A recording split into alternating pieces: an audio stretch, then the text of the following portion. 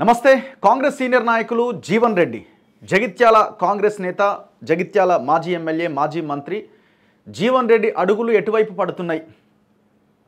నిన్న ఆయన భట్టితో మీటింగ్ తర్వాత జరిగిన చర్చల తర్వాత ఆయన చెప్పింది ఏంటంటే, నేను అసెంబ్లీకి వెళ్తున్నా, శాసన మండలి చైర్మన్ గుత్తా సుఖేందర్ రెడ్డికి ఫోన్ చేసిన, ఆయన అందుబాటులో లేను అని చెప్పిండు, రేపు కలుస్తా అని చెప్పిండు. సో నేను ఇప్పుడు వెళ్ళబోతున్నా, అసెంబ్లీకి వెళ్ళిన తర్వాత మాట్లాడుతా అన్నారు. కట్ చేస్తే ఆయన అసెంబ్లీకి నిన్నైతే వెళ్ళలేదు. నిన్న పక్కనే ఉన్న ఒక హోటల్లో కొద్దిసేపు కాంగ్రెస్ మిగతా నేతలతో మంతనాలు జరిపారు. ఆ తర్వాత 1-2 ఛానల్స్కి ఇంటర్వ్యూ ఇచ్చారు. అక్కడి నుంచి ఆయన కొంపల్లిలో ఉన్న మేడిపల్లి సత్యం నివాసానికి చేరుకొని ఆయన కుటుంబాన్ని ఆయన్ని పరామర్శించి, వాళ్ళ భార్య చనిపోయారు కదా, ఆయన్ని పరామర్శించి సో ఆయన మళ్ళీ ఇంటికి తిరిగి వచ్చారు. కట్ చేస్తే నిన్న రాత్రి ఆయనకి కాంగ్రెస్ హైకమాండ్ నుంచి ఫోన్ వచ్చినట్టుగా తెలుస్తున్నది. ఫోన్ వచ్చిందని కొంతమంది అంటున్నారు, లేదు ఈయనే ఢిల్లీకి వెళ్తున్నారు అంటున్నారు. మొత్తానికైతే ఆయన ఢిల్లీకి వెళ్ళాలన్న ఒక ఆలోచనకు వచ్చినట్టు కనిపిస్తున్నది. యాక్చువల్గా నిన్న రాత్రి నేను మాట్లాడినప్పుడు జీవన్ రెడ్డి గారితో ఆయన చెప్పింది ఏంటంటే, రేపు నేను అసెంబ్లీకి వెళ్ళబోతున్నా, రేపు నా ప్లాన్ షెడ్యూల్ మార్చుకున్నా అని చెప్పారు. సో ఇవాళ 10-11 గంటల సమయంలో ఆయన వెళ్ళొచ్చేమో అని ఒక చర్చ జరిగింది. సో ఇంతలోనే ఆయన ఢిల్లీకి వెళ్తున్నట్టుగా మనకున్న సమాచారం. నేను కూడా ఫోన్ చేసినప్పుడు మార్నింగ్ మాట్లాడినప్పుడు, సో ఎప్పుడు వెళ్తున్నారు అసెంబ్లీకి అంటే నేను చెప్తాను, దీని మీద మళ్ళీ మాట్లాడతానని చెప్పడం జరిగింది. సో ఇప్పుడున్న మనకున్న సమాచారం ప్రకారం అయితే ఆయన మధ్యాహ్నం తర్వాత ఢిల్లీకి బయలుదేరబోతున్నారట. ఢిల్లీకి వెళ్ళి కాంగ్రెస్ అధిష్టానం పెద్దలతో ఆయన మాట్లాడబోతున్నారు. ఆయన ప్రధానంగా అడుగుతున్నది ఏంటంటే, ఏ రకంగా జగిత్యాల నియోజకవర్గంలో ఉన్న ఇంతకాలం కష్టపడ్డ కాంగ్రెస్ కార్యకర్తలని, నాయకులని, నన్ను కాదని బీఆర్ఎస్ నుంచి గెలిచిన సంజయ్ కుమార్ ఎమ్మెల్యేని ఎట్లా తీసుకుంటారు? గత 10 సంవత్సరాలుగా మేము పోరాటం చేసిన వాళ్ళ మీదనే కేసులు పెట్టించుకున్నారు, జైళ్ళ పాలయ్యారు, రకరకాలుగా ఇబ్బంది పడ్డారు. రేపు లోకల్ బాడీ ఎలక్షన్స్ వస్తున్నాయి. సో ఆ లోకల్ బాడీ ఎలక్షన్స్లో ఎట్లా మన అనుకున్న వాళ్ళకి, కాంగ్రెస్ పార్టీ కోసం పనిచేసిన వాళ్ళకి ఎక్కువగా లోకల్ బాడీ ఎలక్షన్లో అవకాశం కల్పించగలుగుతాం. సో ఎమ్మెల్యే మళ్ళీ తన మనుషులని ముందుకు తెచ్చే అవకాశం ఉంది. అసలు అవసరం ఏముంది, సంజయ్ కుమార్ అవసరం అన్నది ఆయన అడుగుతున్న ప్రశ్న. అన్నింటికంటే ముఖ్యంగా నాకు చెప్పకుండా ఎందుకు ఇంత పెద్ద డెసిషన్ తీసుకున్నారన్నది ఆయన అడుగుతున్నారు. సో ఆయన కనీస ఇన్ఫర్మేషన్ కూడా లేదట. అయితే ఇప్పుడు హైకమాండ్ ఏం నిర్ణయం తీసుకోబోతుంది, హైకమాండ్తో ఏం చర్చించబోతున్నారు? సో జరగబోయే అంశాల్లో ఒకటైతే జరిగే అవకాశం ఏంటి అంటే, ఇక్కడ 2 అంశాలు ఉన్నాయి. ఆయనకి ఏదో ఒక పదవి ఇచ్చి ఆయనని బుజ్జగించే ప్రయత్నం ఒకటి ప్రధానంగా జరగబోతున్నది. ఇక అంతకంటే ఆప్షన్ అయితే ఏం కనపడట్లేదు. సో ఆయనకి ఏదో ఒక పదవి ఇచ్చి ఆయనని సైలెంట్ చేయడం. సో ఆయనైతే పార్టీకి అయితే రాజీనామా చేయను, కానీ ఎమ్మెల్సీ పదవికి రాజీనామా చేస్తా అంటున్నారు. సో పార్టీలో ఉండడానికి ఆయన కూడా ఇదిగా ఉన్నారు కాబట్టి, సో ఆయనకి ఏదో ఒక పదవి ఇచ్చి గౌరవించాలన్న ఒక ఆలోచన చేస్తున్నట్టయితే కనిపిస్తున్నది. భట్టి మీటింగ్, శ్రీధర్ బాబు మీటింగ్లో కూడా ఇదే అంశం ప్రధానంగా చర్చకు వచ్చిందట. సో అది మంత్రి పదవి అంటున్నారు. మంత్రి పదవా, లేకపోతే ఏదైనా ఒక కమిషన్ ఏర్పాటు చేస్తానికి దానికి చైర్మన్గా నియమించడమా? ఆల్రెడీ వ్యవసాయ కమిషన్ అనేది అంటున్నారు కదా, మరి దానికి ఏమైనా చైర్మన్గా నియమిస్తారా?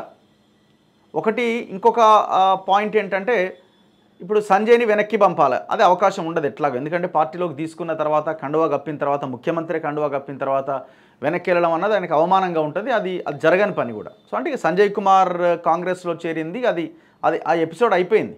సో దాన్ని మనం మార్చడానికో ఇంకోటి చేయడానికో అవకాశం లేదు. సో నెక్స్ట్ జరిగేది ఏముంటుంది, జీవన్ రెడ్డికి ఏదో ఒక పదవి అన్న దాని మీదనే ఫోకస్ ఉంటుంది. ఇంకా అంతకుమించి ఇక్కడ ఇంకొక ఆప్షన్కి అయితే అవకాశం లేదు. మరి ఏ పదవి ఇస్తారు? ఇప్పుడు ఆయన ఢిల్లీకి వెళ్తున్నారు, ఢిల్లీలో ఉన్న కేసీ వేణుగోపాల్తోనో లేకపోతే మిగతా నాయకులతో చర్చించే అవకాశం ఉంది. రేవంత్ రెడ్డి కూడా అక్కడే ఉన్నారు. నిన్న ఆయన కాంగ్రెస్ నాయకులతో కూడా, అగ్రనాయకులతో కూడా సమావేశం అయ్యారు కాబట్టి హైకమాండ్ కూడా ఈ ఇష్యూని త్వరగా సార్ట్అవుట్ చేసుకోవాల్సిన అవసరం ఉంది. ఇది మంచిది కాదు అని చెప్పినట్టుగా వార్తలు వస్తూ ఉన్నాయి. సో రేవంత్ అక్కడే ఉన్నారు. కాంగ్రెస్ సీనియర్లని మరి జీవన్ రెడ్డి కలిసినప్పుడు ఏం చర్చకు వస్తాయి, ఏ పదవి ఇస్తారన్నది చూడాలి. నిన్న కూడా నేను అడిగిన, మరి రేవంత్ రెడ్డి ముఖ్యమంత్రి ఏమైనా ఫోన్ చేశారా మీకంటే, నాకు ఎలాంటి ఫోన్ ఎవరు ఏమీ చేయలేదు, సో ఉప ముఖ్యమంత్రి వీళ్ళు మాత్రమే మాట్లాడడం జరిగింది అన్న ఒక అభిప్రాయాన్ని ఆయన చెప్పడం జరిగింది.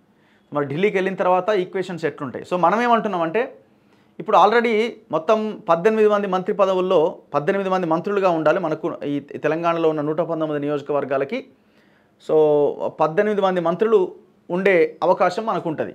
సో ఈ 18లో 12 ఆల్రెడీ డిసైడ్ చేసి 12 మంది మంత్రులుగా ఉన్నారు. ఇంకొక మిగిలిన 6 మాత్రమే మిగిలి ఉన్నాయి. ఈ 12 మందిలో దాదాపు ఒక 4 రెడ్లు ఉన్నట్టున్నారు, 3 ఓసీ ఉన్నారు, అంటే ఓవరాల్గా 7 ఓసీలు ఉన్నారు, 2 బీసీలు ఉన్నారు, మిగతా ఒకరు ట్రైబల్ అండ్ ఎస్సీ ఉన్నారు. దామోదర్ రాజ నరసింహ, భట్టి విక్రమార్క, సీతక్క వీళ్ళు ఎస్సీ ఎస్టీలకు సంబంధించిన వాళ్ళలో ఉన్నారు. పొన్నం ప్రభాకర్, కొండా సురేఖ ఉన్నారు. ఉత్తమ్ కుమార్ రెడ్డి, పొంగులేటి శ్రీనివాసరెడ్డి అండ్ కోమటిరెడ్డి వెంకటరెడ్డి. సో ఇట్లా ఒక 4, రేవంత్ రెడ్డి ముఖ్యమంత్రితో సహా 4 రెడ్లు ఉన్నారు. శ్రీధర్ బాబు బ్రాహ్మణ సామాజిక వర్గం నుంచి, అండ్ ఎవరైనా తుమ్మల నాగేశ్వరరావు, ఈయన ఏది మన కమ్మ సామాజిక వర్గం నుంచి. ఇట్లా ఓసీలు 7 ఉన్నారు, బీసీలు 2 ఉన్నారు, మిగతా వాళ్ళకు 3 ఉన్నారు. సో ఓవరాల్గా చూసినప్పుడు ఆల్రెడీ రెడ్లకు కూడా వాళ్ళకున్న జనాభా ప్రకారం దానికంటే ఎక్కువగానే వచ్చినాయి. సో మనమేమంటున్నామంటే ఇప్పుడు మిగిలిన 6 జీవన్ రెడ్డికి ఒక మంత్రి పదవి ఇచ్చే ప్రయత్నమే చేయాలి అనుకుంటే మనమేమంటున్నాం, ఎస్సీ ఎస్టీ బీసీలకి ఎక్కువ పదవులు ఇవ్వాలి వాళ్ళ జనాభా పద్ధతి ప్రకారం అని మనం చెప్తున్నాం.